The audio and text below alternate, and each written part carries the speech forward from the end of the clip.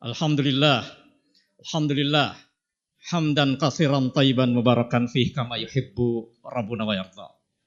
Alhamdulillahilladzi bi ni'matihi tatimmus shalihat. Asyhadu an la ilaha illallah wa asyhadu anna Muhammadan abduhu wa rasuluh. Allahumma salli ala sayyidina wa habibina wa syafi'ina wa maulana Muhammad wa ala alihi wa sahbihi wa ansarihi wa junudihi wa man tabi'ahum bi ihsanin ila yaumiddin. Amma ba'du. Usikum wa nafsihi bi taqwallah faqad fazal muttaqun. Kama qala Allah Ta'ala fil Qur'anil Karim, a'udzu billahi minasyaitonir rajim. Ya ayyuhalladzina amanu taqullaha haqqa tuqatih wa la tamutunna illa wa antum muslimun. Faqala Rasulullah sallallahu alaihi wasallam, ittaqillaha haitsu ma kunta wa atbi sayyi'atil hasanata tamhuha wa khaliqin nas bi khuluqin hasanin. Shadaqallahu azim wa sadaqa rasulul nabiyil karim wa nahnu ala dzalika minasyahidin wa syakirin walhamdulillahi rabbil alamin. Alhamdulillah. Alhamdulillah, marilah kita panjatkan puji dan syukur kita kehadirat Allah Subhanahu wa taala, yang mana pada siang yang berbahagia ini Allah masih meringankan langkah kaki kita untuk datang ke tempat yang insyaallah Allah muliakan. Tentunya dalam rangka melaksanakan salah satu kewajiban kita sebagai hamba yang beriman, yaitu melaksanakan salat Jumat berjamaah. Tentunya kita berharap kepada Allah Subhanahu wa taala, apa-apa yang sudah kita kerjakan, apa-apa yang sudah kita amalkan, bahkan apa-apa yang sudah kita rencanakan, kita niatkan, dicatat sebagai amal saleh, dicatat sebagai pengabdian kita, pengabdian kepada Allah, pengabdian yang terbaik kepada Allah Subhanahu wa taala, sehingga berbalaskan dengan syurga Firdaus. Salat dan salam semoga Allah Subhanahu wa taala mencurahkan kepada seorang laki-laki dari putra Abdullah, yang paling benar perkataannya, paling mulia akhlaknya, yang tentunya terjaga dari perbuatan dosa dan kesalahan, yaitu Nabiullah Muhammad Rasulullah sallallahu alaihi wasallam, kepada keluarganya, kepada sahabatnya, dan kepada umatnya yang merindukan tegaknya Islam di permukaan bumi ini. Masyiral muslimin rahimakumullah. Hari ini kita sudah memasuki bulan Rabiul Akhir. Dan sebelumnya kita Rabiul Awal. Mengingatkan kita kepada Maulid Nabi, mengingatkan kepada kita hari kelahiran Nabi Muhammad sallallahu alaihi wasallam. Tentunya mengingatkan kita kepada ayat Allah Subhanahu wa taala. Ayat yang begitu luar biasa yang senantiasa mengingatkan kepada kita. A'udzubillahi minasyaitonir rajim. Laqad kana lakum fi Rasulillahi uswatun hasanah liman kana yarjullaha wal yaumal akhir wa dzakarallaha katsiran. Sungguh telah ada pada diri Rasulullah sallallahu alaihi wasallam suri tauladan yang baik. Akan tetapi tidak semua orang sanggup dan mampu menjadikan Rasulullah sallallahu alaihi wasallam suri tauladan. Tidak semua orang mampu untuk mengikuti sunnah-sunnahnya. Bahkan ada orang-orang yang sombong, seperti yang disitir oleh Imam Al-Ghazali dalam Tazkiyatun Nafs, mengatakan bahwa kesombongan itu tidak hanya sombong kepada Allah Subhanahu wa taala, tetapi ada orang-orang yang sombong kepada Rasulullah sallallahu alaihi wasallam karena tidak mau mengikuti sunnah-sunnahnya. Tauladan yang digambarkan oleh Allah Subhanahu wa taala kepada Rasulullah sallallahu alaihi wasallam yaitu teladan-teladan yang senantiasa kita harus ikuti. Ada 3 orang yang mampu mengikuti teladan Rasulullah sallallahu alaihi wasallam. Liman kana yarjullah wal yaumal akhir wa dzakarallaha katsiran. Yaitu orang-orang yang berharap mendapatkan ridha Allah Subhanahu wa taala. Orang yang berharap mendapatkan rahmah dan kasih sayang Allah Subhanahu wa taala. Orang yang mengharap surganya Allah Subhanahu wa taala. Dan orang yang senantiasa mengingat Allah Subhanahu wa taala dengan zikir, mengingat Allah sebanyak-banyaknya. Itulah orang yang akan mampu menjadikan Rasulullah sallallahu alaihi wasallam menjadikan suri tauladannya. Orang-orang yang mampu mengingat, orang-orang yang mampu mengikuti sunnah-sunnah Rasulullah sallallahu alaihi wasallam. Sunnah-sunnah Rasulullah sallallahu alaihi wasallam itu begitu banyak ragamnya. Kaitannya dengan ibadah, kaitannya dengan muamalah, kaitannya banyak hal. bahkan kaitannya dengan karakter pribadi Rasulullah SAW. Salah satu karakter Rasulullah SAW yaitu Al-Amin, yaitu terpercaya, yaitu jujur. Jujur yang hari ini kita rasakan sudah mulai banyak yang hilang dalam diri-diri kaum muslimin. Saya teringat ada satu kisah yang dikisahkan oleh seorang sahabat saya kepada saya beberapa waktu yang lalu.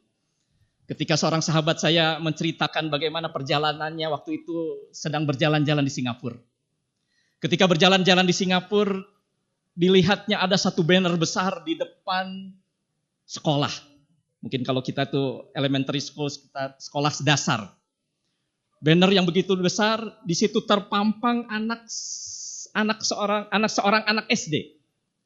Yang biasanya kalau di kita terpampang banner-banner besar itu karena memang mau pilkada.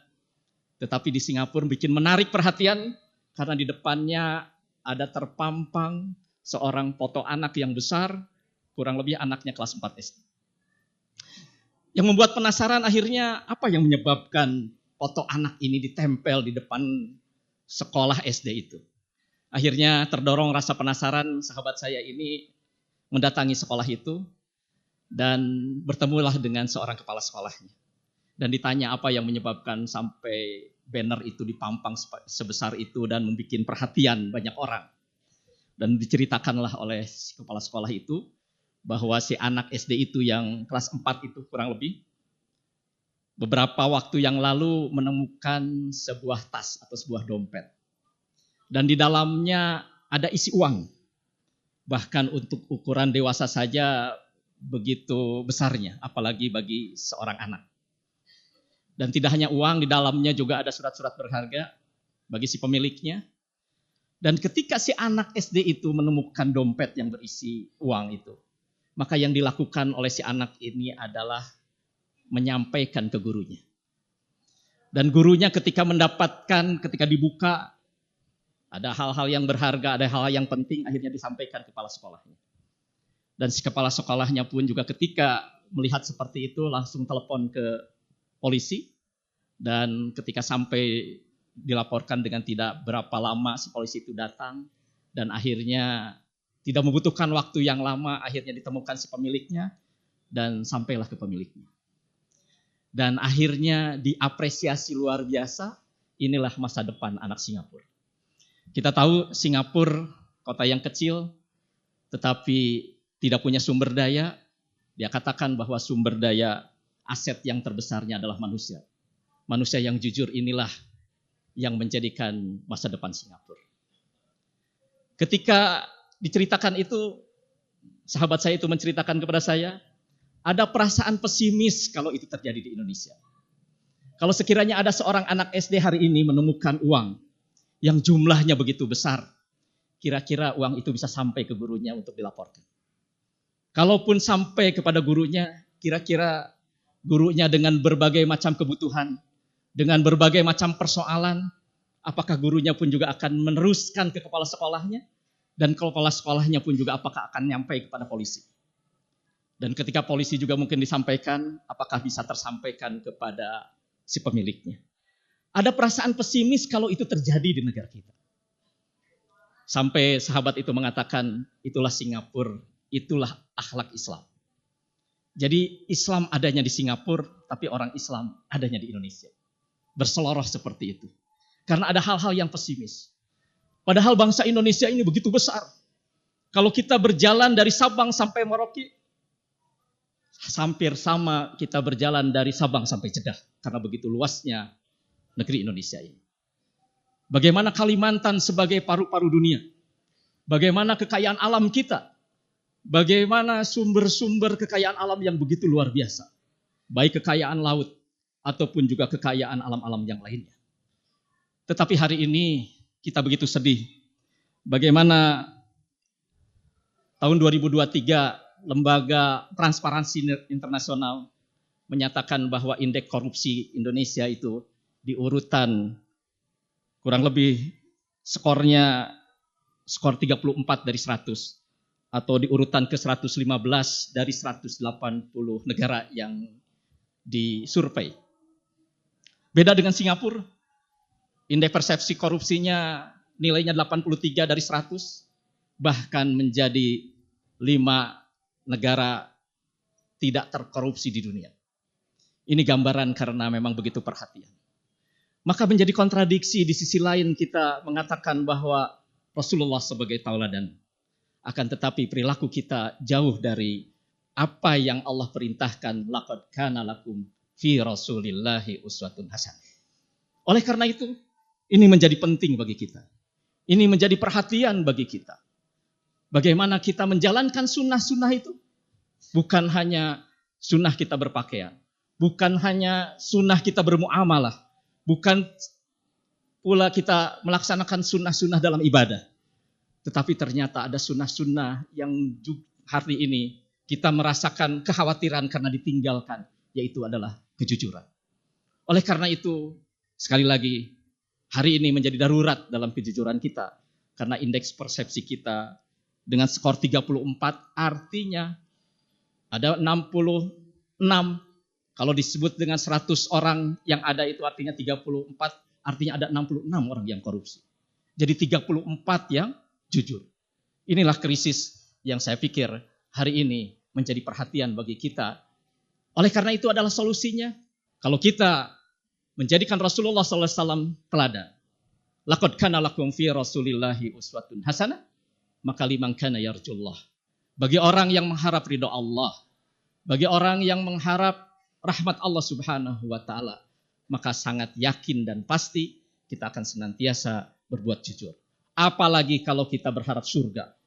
Ketika seseorang itu berbuat zalim, ketika seseorang itu berbuat maksiat, ketika seseorang itu berbuat mungkar, mana mungkin dalam dirinya adalah mengharapkan ridha Allah Subhanahu wa ta'ala.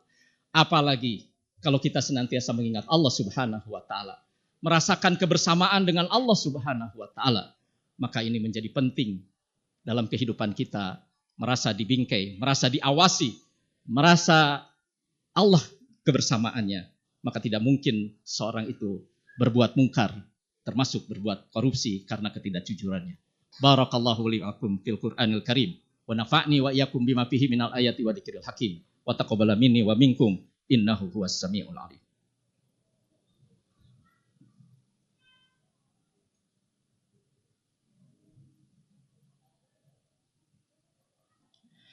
Innal hamdalillah nahmaduhu wa nasta'inu wa nastaghfiruh wa na'udzu billahi min shururi anfusina wa min sayyiati a'malina may yahdihillahu fala mudilla lahu wa may yudlil fala hadiyalah. Asyhadu an la ilaha illallah wa asyhadu anna Muhammadan abduhu wa rasuluh. Allahumma shalli ala sayidina wa habibina wa syafiina wa maulana Muhammad wa ala alihi wa sahbihi ajma'in. Amma ba'du. Alhamdulillah, bersyukur atas nikmat Allah Subhanahu wa ta'ala yang telah memberikan berbagai macam karunia dan kenikmatannya yang sepantasnya, sewajibnya kita mensyukurinya. Allah telah berikan kesempatan yang Allah berikan kepada kita. Walaupun kita tidak tahu kesempatan itu berapa lama lagi. Bisa jadi kesempatan itu Allah berikan hitungannya tahun. Bisa jadi hitungannya bulan. Bisa jadi hitungannya pekan. Bahkan kesempatan itu bisa jadi Allah berikan kepada kita hitungannya hari ataupun hitungannya jam. Pertanyaannya adalah, sudahkah kita siap? Kalau beberapa waktu ke depan, beberapa hari ke depan, beberapa jam ke depan kita dipanggil oleh Allah Subhanahu wa ta'ala. Mumpung masih ada kesempatan, mumpung masih ada waktu, marilah kesempatan yang Allah berikan kepada kita dipergunakan untuk mengabdi kepada Allah Subhanahu wa ta'ala. Karena kita tidak tahu kesempatan itu kapan Allah ambil. Begitu juga dengan kenikmatan sehat. Kenikmatan yang begitu luar biasa. Begitu banyak orang yang harus mengeluarkan uang. Begitu banyak orang yang harus mengeluarkan hartanya untuk mendapatkan kesehatan. Oleh karena itu, kesempatan yang baik ini pergunakan untuk mengabdi kepada Allah Subhanahu wa ta'ala. Dua kesempatan ini, dua nikmat ini yang seringkali kita lupakan. Seringkali kita lupakan terhadap nikmat yang begitu luas dan begitu besar. Dan tentunya kenikmatan yang teristimewa adalah kenikmatan iman dan kenikmatan Islam. Walaupun harus sering-sering kita tanyakan, betulkah iman dan Islam ini melahirkan kenikmatan? Betulkah sujud kita, qiyam kita, tilawah kita, saum yang kita lakukan, sedekah yang kita keluarkan, sudahkah itu semua melahirkan kenikmatan? Kalau kita belum kita rasakan kenikmatan, marilah kita tingkatkan betul sehingga pengabdian kita betul-betul kita rasakan menjadi kenikmatan. Bahkan begitu banyak karunia yang Allah berikan kepada kita, yang senantiasa kita syukuri. Bahkan ayat Allah Subhanahu wa taala, Allah sampaikan, inna a'tainakal kautsar. Sungguh telah banyak kenikmatan yang besar. Sungguh telah banyak kebaikan Allah yang begitu luas. Maka cara mensyukurinya adalah fasalli. Maka cara mensyukurinya adalah dengan beribadah, wanhar dan berkurban, dan berjuang dan berkorban. Bahkan di ayat yang lain Allah berfirman, i'malu ala Dauda syukra. Beramalah wahai Daud sebagai bentuk rasa syukur. Kita tahu Nabi Daud adalah seorang raja. Kita tahu Nabi Daud adalah seorang pemimpin. Kita tahu Nabi Daud adalah seorang pejabat publik. Maka Allah perintahkan bukan dengan berpuasa. Walaupun kita tahu juga bagaimana puasanya Nabi Daud, sehari berbuka, sehari berpuasa. Dan Allah tidak diperintahkan Nabi Daud cara bersyukurnya dengan membaca hamdalah. Walaupun kita tahu bagaimana tasbih, bagaimana tahmid, bagaimana tahlil, bagaimana zikirnya yang tidak ada waktu selain berzikir kepada Allah Subhanahu wa taala. Tapi Allah Subhanahu wa taala memerintahkan kepada Nabi Daud, i'malu ala Dauda syukra, beramalah wahai Daud sebagai bentuk rasa syukur. Kalau hari ini kita dititipkan amanah, kita dititipkan menjadi pejabat publik, dititipkan jadi pemimpin, dititipkan menjadi penguasa, maka cara bersyukurnya adalah meninggalkan legasi yang baik. Meninggalkan amal-amal yang memberikan kebermanfaatan kepada masyarakat. Kalau kita dititipkan harta, maka berkontribusilah harta itu sebagai bentuk rasa syukur. Oleh karena itu, kita berdoa di hari Jumat, yang insya Allah doa-doa kita dikabulkan oleh Allah Subhanahu wa taala. Marilah kita menundukkan hati kita, bermunajat kepada Allah Subhanahu wa taala. Semoga kita diberikan kekuatan iman dan kenikmatan Islam. Diberikan kenikmatan iman dan kenikmatan Islam. Innallaha wa malaikatahu yusalluna 'alan nabi. Ya ayyuhalladzina amanu sallu 'alaihi wa sallimu taslima. Allahumma salli ala sayyidina Muhammadin wa ala alihi wa sahbihi ajma'in. Allahumma ighfir lil mu'minina wal mu'minat wal muslimina wal muslimat al ahya'i minhum wal amwat ya qadiyal hajat. Rabbana la tuzigh qulubana ba'da idh hadaitana wa hab lana min ladunka rahmah innaka antal wahhab. Rabbana ighfir lana wa liwalidayya warhamhuma kama rabbayana shaghira. Rabbana hab lana min azwajina wa dhurriyyatina qurrata a'yun waj'alna lil muttaqina imama. Allahumma a'izal Islam wal muslimin. Allahumma a'izal Islam wal muslimin. Allahumma ansur ikhwanana al muslimin al mujahidina fi Filistin. Allahumma sabbit imanahum wa anzilis sakinata ala qulubihim wa wahhid sufufahum. Allahumma ahlikil kafarata wal musyrikin wal munafikin. Allahumma damiril yahuda wa Israel. Allahumma shattit syamlahum wa farik jam'ahum. Allahumma ansur ala mujahidina a'da'ana wa a'da'adin birahmatika ya arhamar rahimin. Rabbana taqabbal minna innaka antas samiul alim wa tub alaina innaka antat tawwabur rahim. Rabbana atina fid dunya hasanah wa fil akhirati hasanah wa qina adzabannar. Subhana rabbika rabbil izzati amma yasifun wa salamun alal mursalin walhamdulillahi rabbil alamin. Innallaha ya'muru bil adli wal ihsan wa ita'i dzil qurba wa yanha 'anil fahsya'i wal munkar wal baghi ya'idukum la'allakum tadhakkarun wa la dzikrullahi akbar. Aqimussalah.